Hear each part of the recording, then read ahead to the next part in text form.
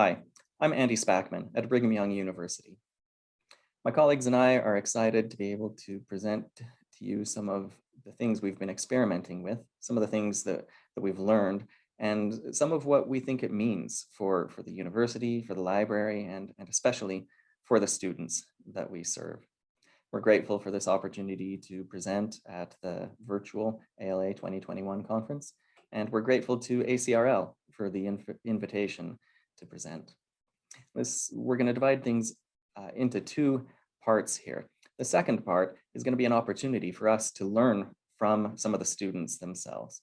We'll hear from their advisor, Mariana first, but then Danny and Ryan and Lily are going to share with us some of the work that they've done and what those experiences have meant for them. But first, we're going to have those of us from the library talk a little bit about how we have supported these experiences and how this experiential learning has provided new opportunities for the library to integrate with the business school and their programs. So again, I'm Andy Spackman. I'm the AUL for Collections Services. Not long ago, I was one of the librarians who served the business school. We'll also hear from Ellen Amatangelo, who is our scholarly communications coordinator. And Letty Camacho won't be with us for the presentation, but I definitely wanted to include her because of the key role that she plays in integrating library services to this business school program.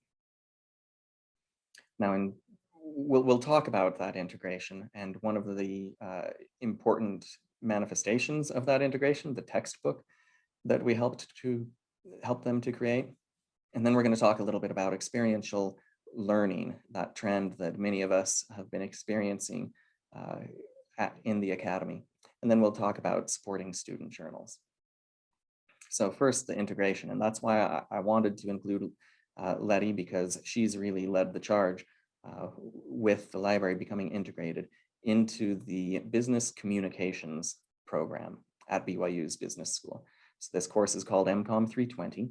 It's a required course for all business majors.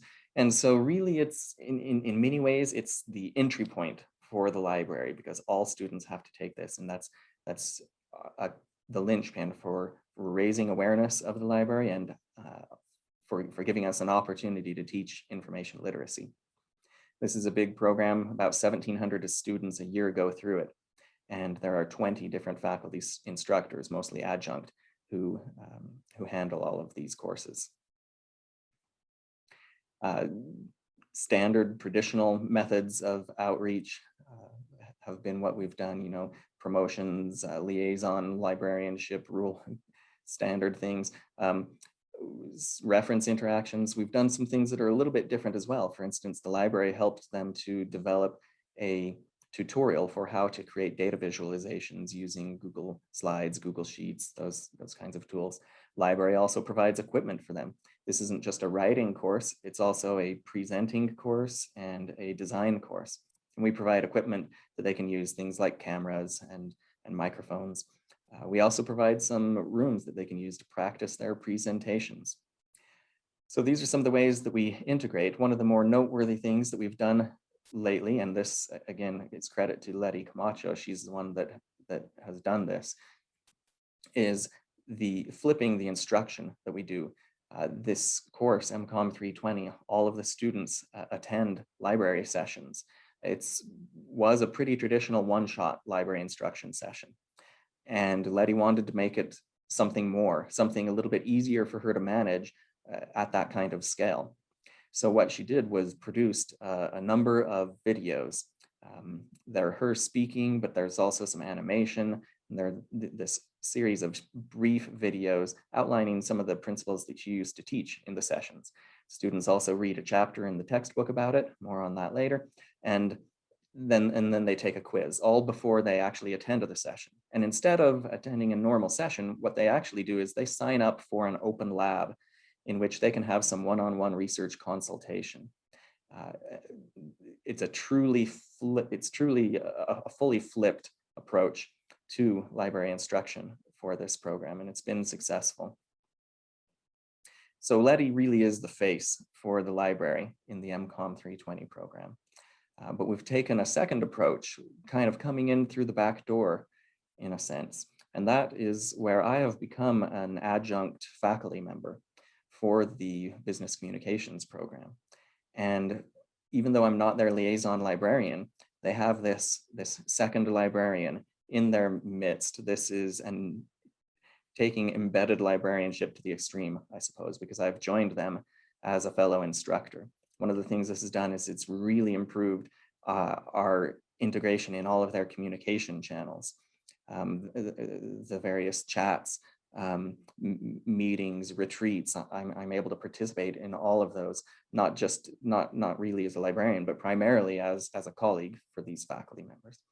It's also gotten us onto the mailing lists for the business school in a way that we hadn't been able to before.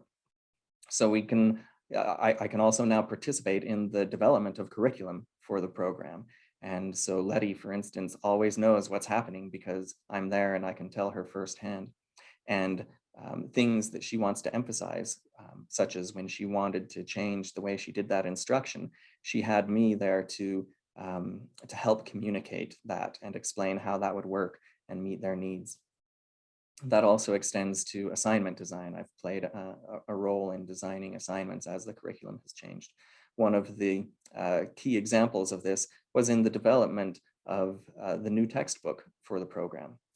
They weren't satisfied with the textbook that they were using or any of the textbooks out there on the market, so they decided to create their own. And they decided to, with some encouragement from the library, to make it an open textbook. You can see it at mcom320.net. It's going through a little bit of work right now. We're making it more ADA accessible, but this textbook is there. It's freely available for the students, and there are a number of other universities that have also adopted all of it or pieces of it. As an example of how it was integrated, I was invited to the team of authors for this textbook.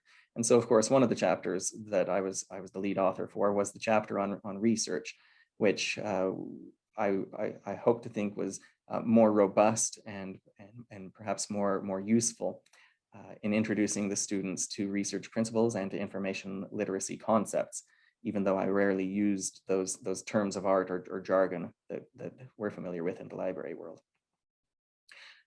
Let's talk a minute about why the business school, why the business communications program was interested in doing this.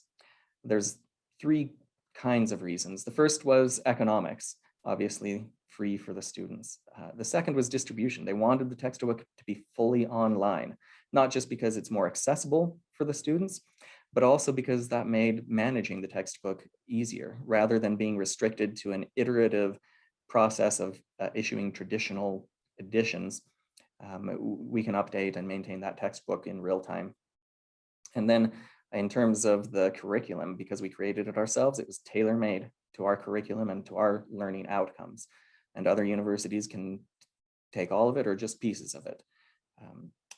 Another aspect of that is we wanted, because we teach design as well, we wanted, as well as writing, we wanted this textbook to serve as a model document, to really model the principles that we were teaching, so it doesn't feel or look or read like a textbook.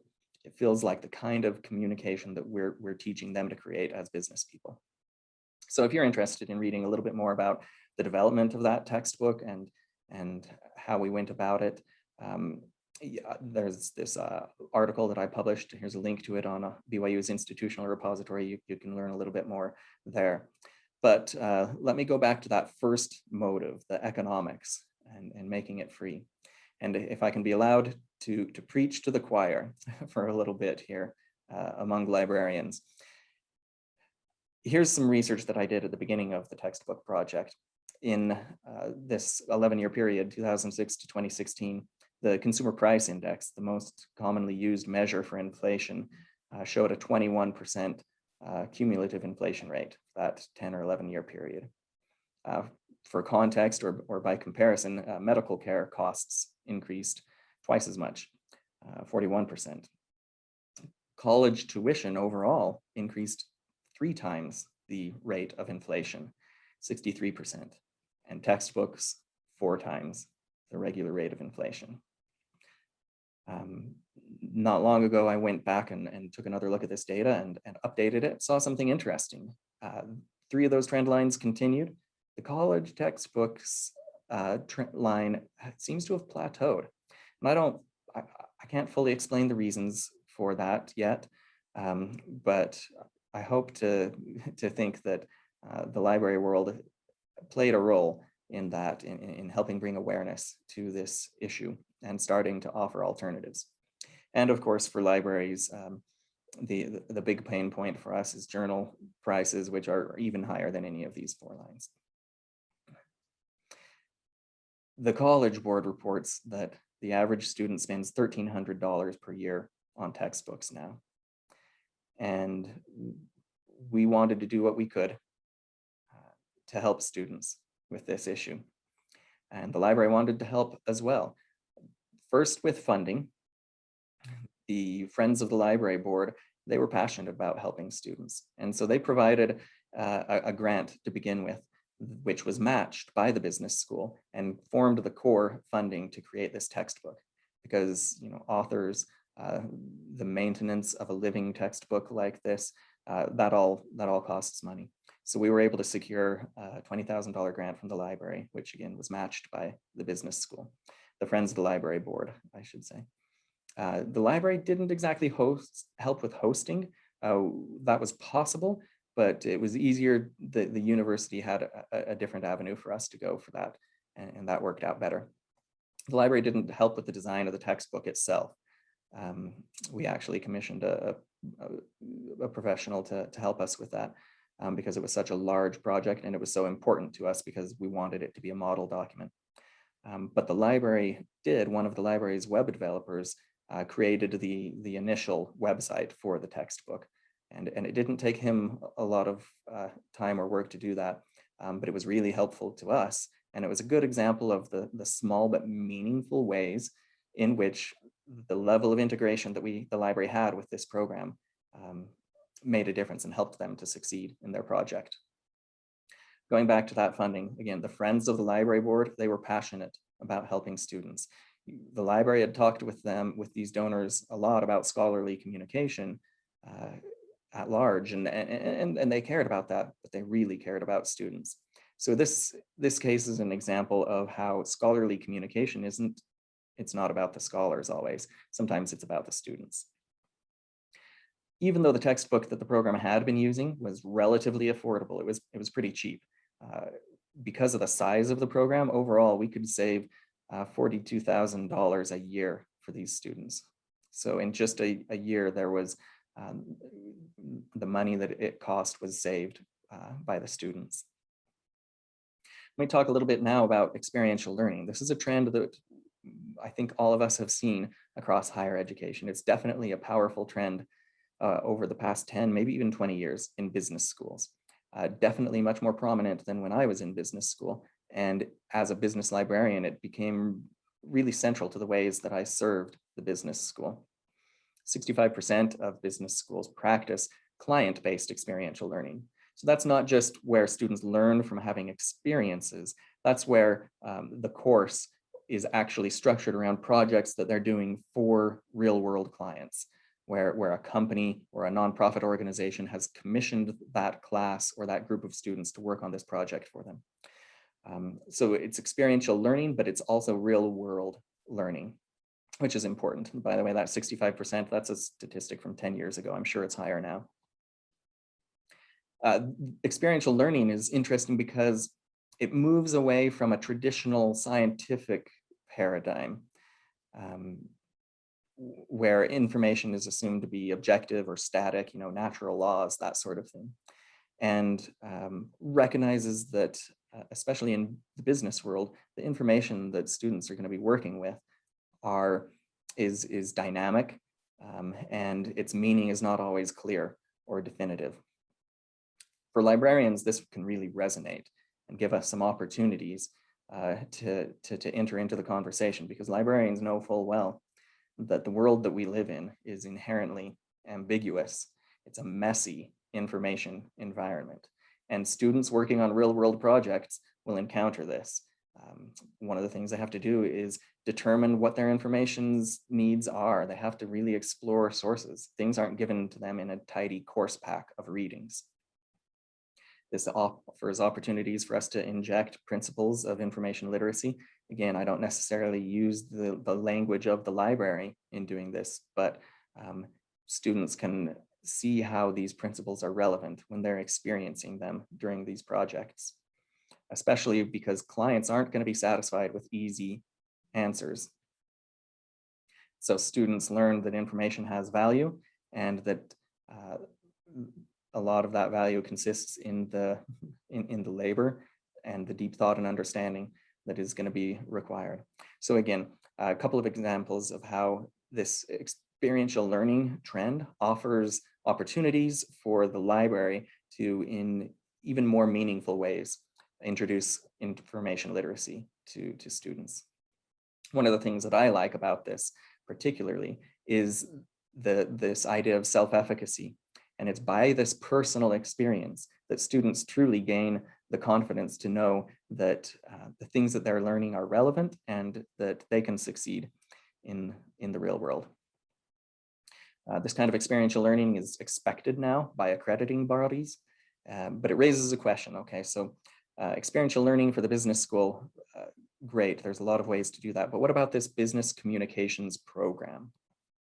What would experiential learning look like for business communications? Well, we do some projects for external clients, that kind of real world learning, but that's one type of communication. In a sense, it's like an internal or business to business communication. What about an external or kind of like a public type of communication? Because that's part of business communication as well.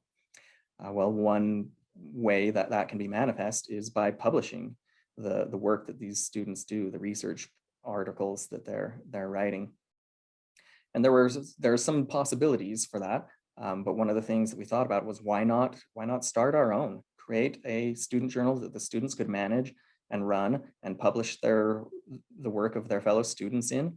And what better way to give them a real experience of business communication than having them create a business magazine. This isn't the first journal that the BYU library has published for constituents on campus. It's not the first student journal, but it's a really good example of the role the library can play in that. And so we're going to turn the time to Ellen Amatangelo, our scholarly communications coordinator, and she's going to talk about this student journal, the Marriott Student Review, and how the library supports it on our institutional repository, which we call Scholars Archive, and some of the other things that we're doing. And then after she shares a little bit of that information, we will turn the time over to the students themselves to introduce some of the things that they've been doing and how this opportunity for experiential learning supported by the library has affected them. Thank you. Hello, I'm Ellen Amatangelo. I'm the Scholarly Communications Coordinator for Brigham Young University. Today I'm going to talk about Scholars Archive and the online student journals that we host there. I'll specifically be talking about Marriott Student Review, who we are collaborating with. First of all, Scholars Archive is Brigham Young University's institutional repository.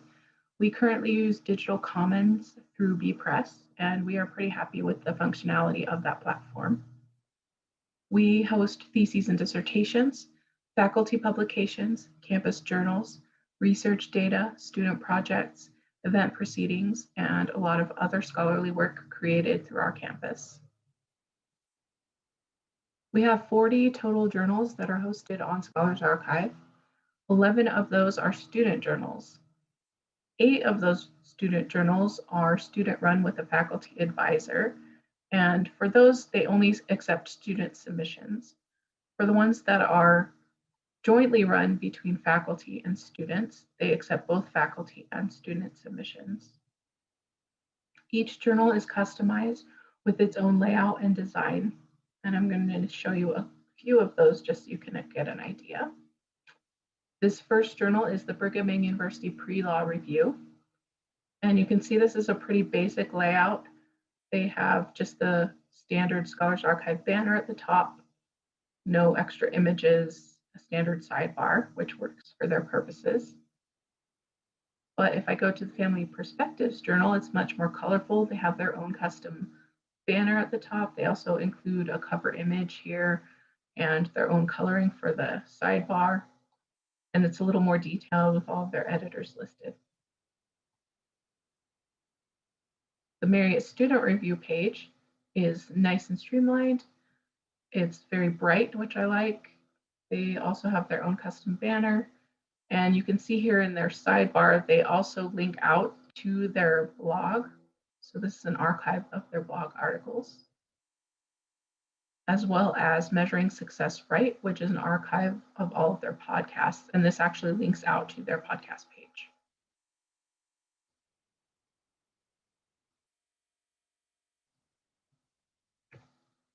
The Marriott Student Review has some great statistical information that we're able to access through Scholars Archive.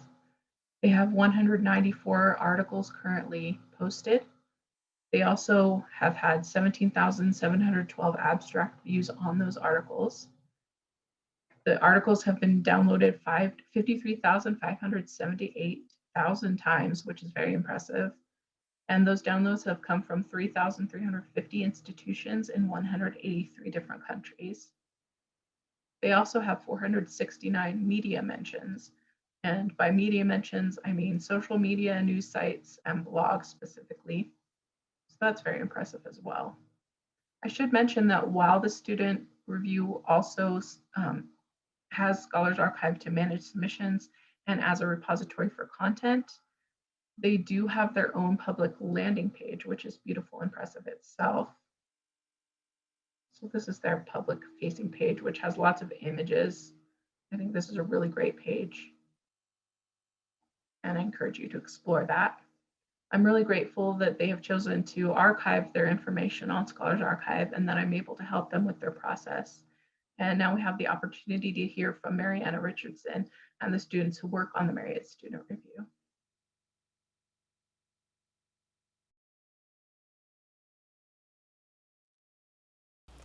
Marriott Student Review started in 2016. I can still remember the actual day. It was the beginning of the school year. We had a faculty meeting, and President Worthen gave a wonderful talk about the importance of inspired learning. We're making an increased investment in students with an Inspiring Learning initiative.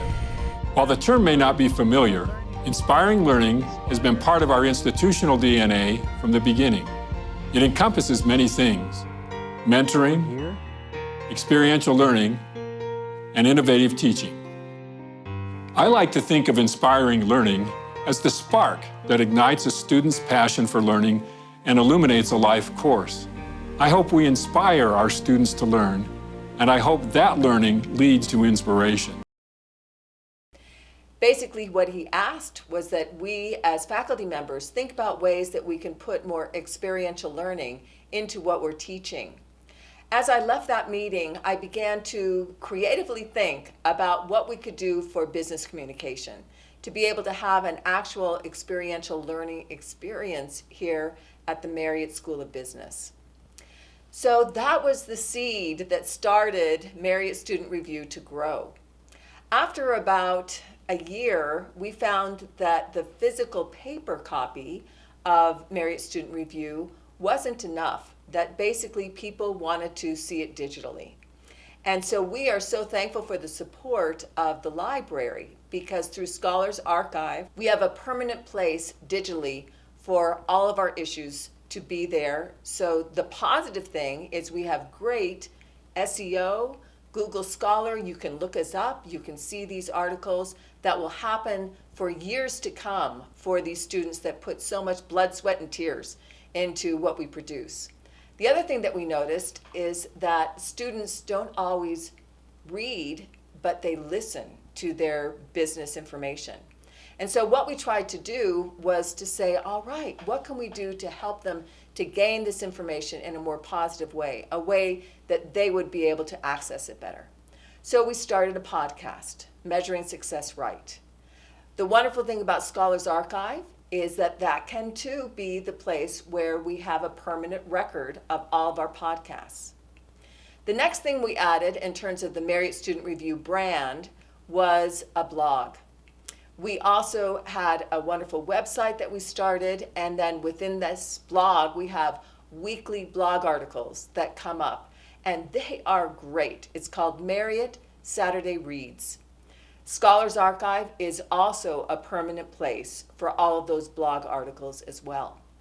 So we are so thankful for the library and the way that it has helped us with our brand to be able to not only do something that is cutting edge, that helps us to move forward, but also to have a real place, a spot where these wonderful creative opportunities, especially in business, can be kept and be a place where students can access them years to come. We are also all about diversity. And one thing that we noticed as we continued thinking about this brand was how we could bring more diversity into our brand. Well, here at Brigham Young University, we do have thousands of students who are from Central South America or Spain that speak Spanish or have a Spanish background. And so what we decided to do was to start a Spanish podcast and also a Spanish blog. And this has been another thing that enables us to reach an entirely new audience. We are so grateful that we are able to have these wonderful library resources. I'm actually standing in the library right now. This is the recording studio where we're actually recording this. Also realize that just 2 doors down, there's a sound studio for our podcast. We are able to come here and allow business students to have these wonderful experiences, experiential learning experiences. Marriott Student Review is the opportunity for students to have real learning experiences that they can take with them as they go out into the business world. They feel confident in front of a camera. They feel confident when they're speaking in a podcast. They also feel confident when they're doing presentations. But it also enables them to be able to be academically focused. They also understand what it means to really write a scholarly article. So thank you, librarians. We love you. Thank you, Dr. R, for sharing a little bit about how MSR came to be. Some of you may still be wondering, what is the Marriott Student Review and how is it experiential learning? Well, let's start from the beginning.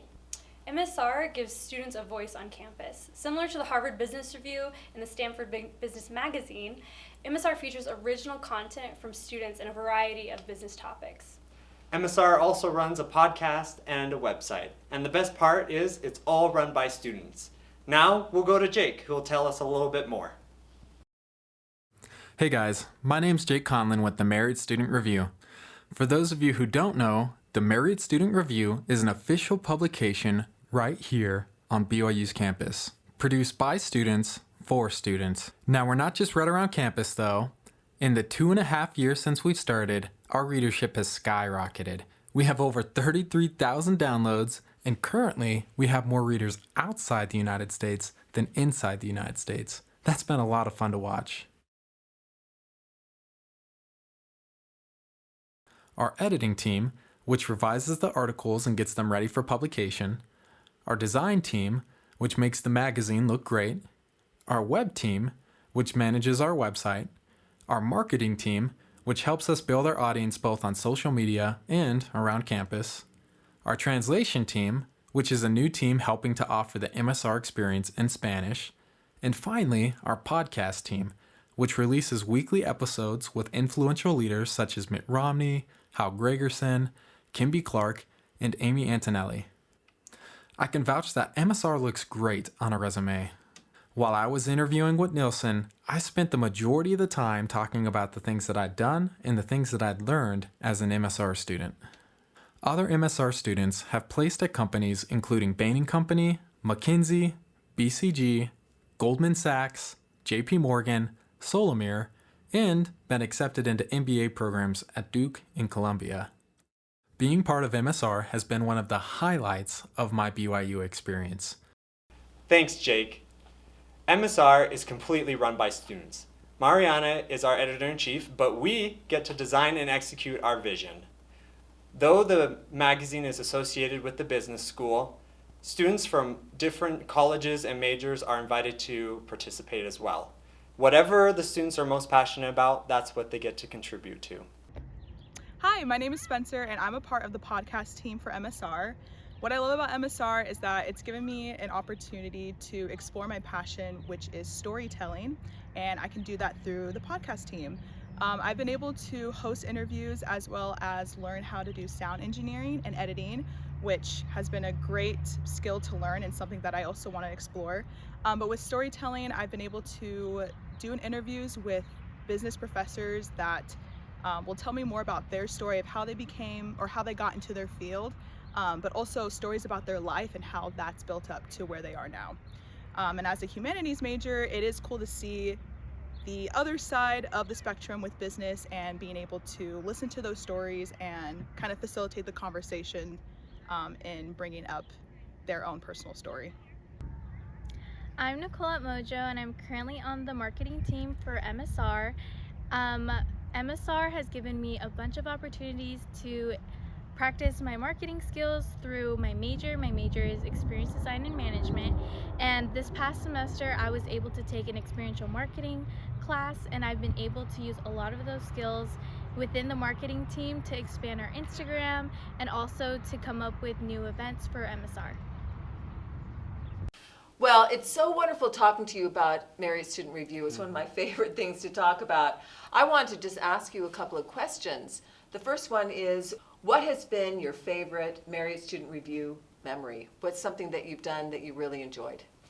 So I remember right when I joined MSR in the first couple weeks, I got to host a podcast with a professor on campus that I knew pretty well, and we had a pretty good relationship. And I just remember having so much fun getting to record and ask him the questions and just chat with him. It had also been one of my lifelong dreams to host a podcast, and so that was really cool that I got to learn how it's done. And there were other students who taught me how to do it and kind of gave me advice, but it was basically up to me to get it done, and that was really cool. And did you record it here at the library? We recorded it here at the library in one of the recording studios, which was awesome. And yeah, I was really happy with the way it turned out. That's wonderful.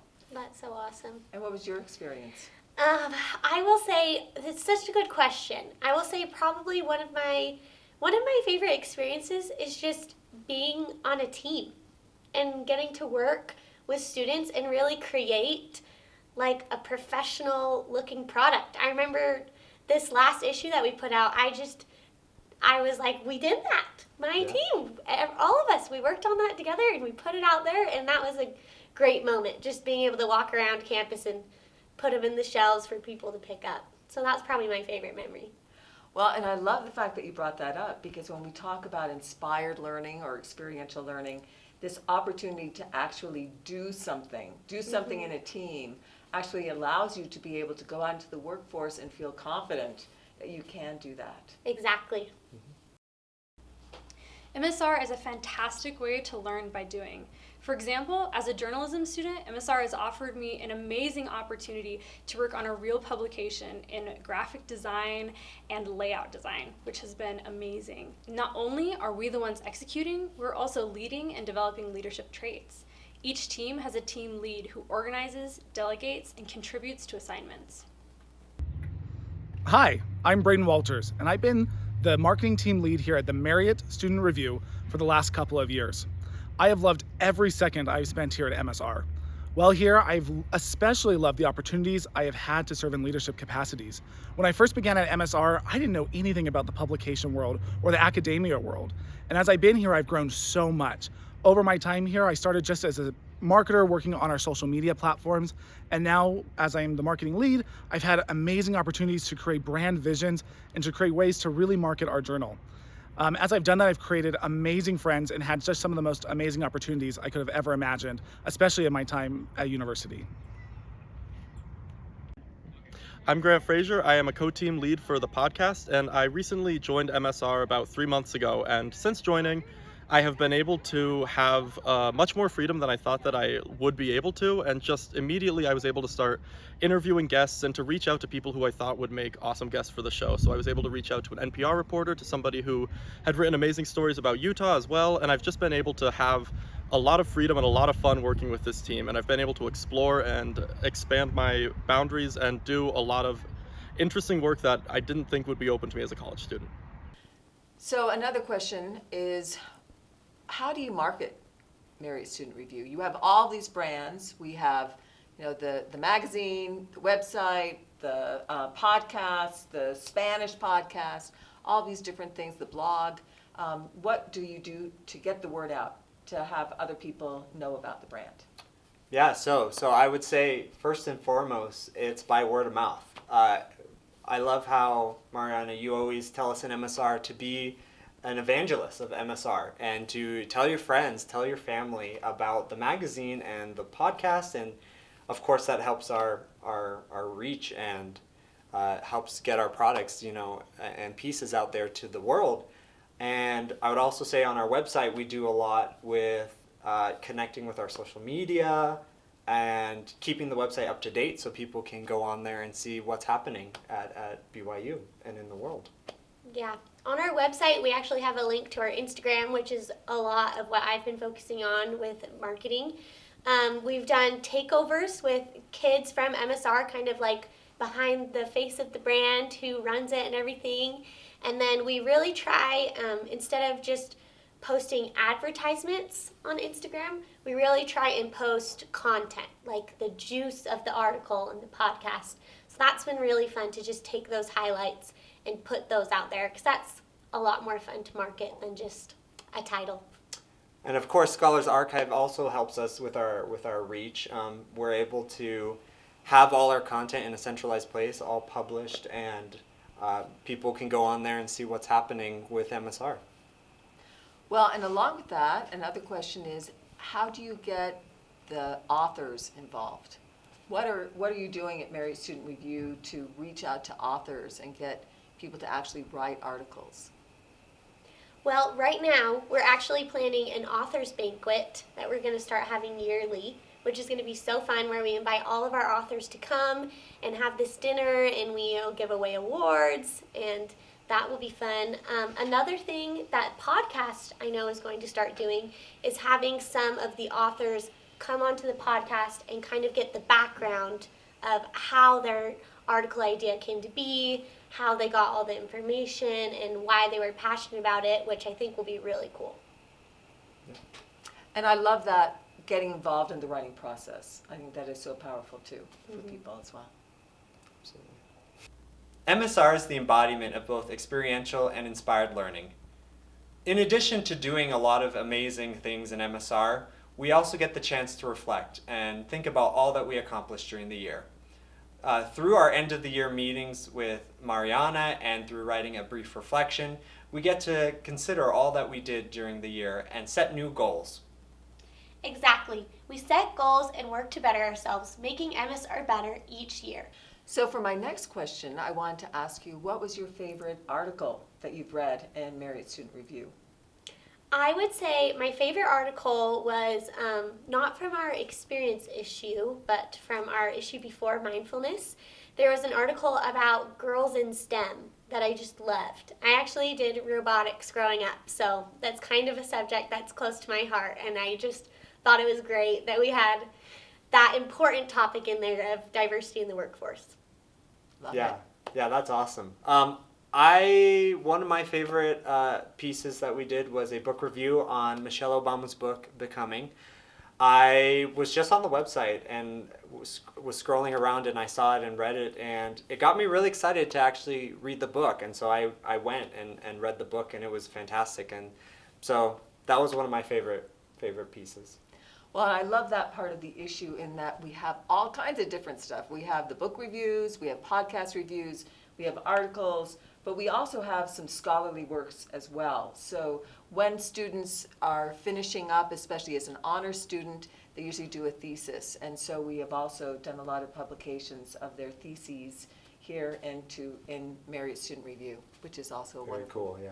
place to be. Now you might be wondering, what does the Marriott Student Review have to do with Scholars Archive? Well, all of our articles, podcasts, book reviews, and more are published to Scholars Archive, allowing us to reach a greater campus community and a greater academic community. Scholars Archive not only expands our reach, but gives us the opportunity to be published. Who doesn't like seeing their name in print? Plus, future employers and graduate schools can access these pieces and students can put them on their resumes. So I know that Scholars Archive has enabled us to be able to have a much broader reach. What are your thoughts on how Scholars Archive has enabled us to be able to reach the world? Yeah, I would say Scholars Archive has been fantastic. We post and publish all our content there, the book reviews, the podcasts, and the articles. And, we can see on our digital dashboard that we are having an explosion of people consuming our content. And especially people not associated with the university and people outside of BYU, which is really fantastic. We have a lot of international downloads, and I think that's all because of Scholars Archive that we've been able to find a place in the world, for a lack of a better term, Yeah, Google Scholar is really great because people can look up what they're searching for and we'll just pop up right in there, which is awesome. And it's been great too with our Spanish articles. Having those pop up has really been able to get us that worldwide reach. Scholars Archive provides a unique opportunity and has opened doors for many Marriott Student Review alumni. What I really appreciate about MSR was how it was primarily based on experiential learning rather than just purely grades. Grades were a necessary part of the class, but the experience really gave the students a sense of ownership in the journal, so to speak. Our names would be associated with MSR, and so when it goes out to the student body and groups and individuals outside of BYU, we want to make sure that is of the highest quality. And so when we're applying for jobs and possibly grad school, we can proudly say that we are part of the MSR team. Scholars Archive is an incredible tool that we use constantly in MSR. Not only does our content get published, but we get to participate in an ongoing conversation in the academic community. That's right, Scholars Archive is how we reach new audiences and implement experiential learning in our college experience. Well, as we conclude, I just want to also talk for just a moment about how the library has helped us on this wonderful experiential learning journey that we've been on with Marriott Student Review. Any thoughts? Yeah, so I would say the library has been fantastic.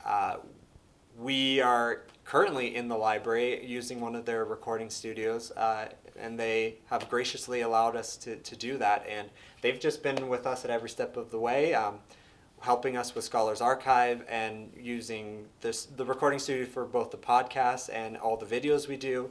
And they've contributed greatly to helping our experiential learning experience. Yeah, I echo everything you said. We love the library. We love this hub where we can come together and connect. Thank you guys so much. Thank you, librarians. Thank you.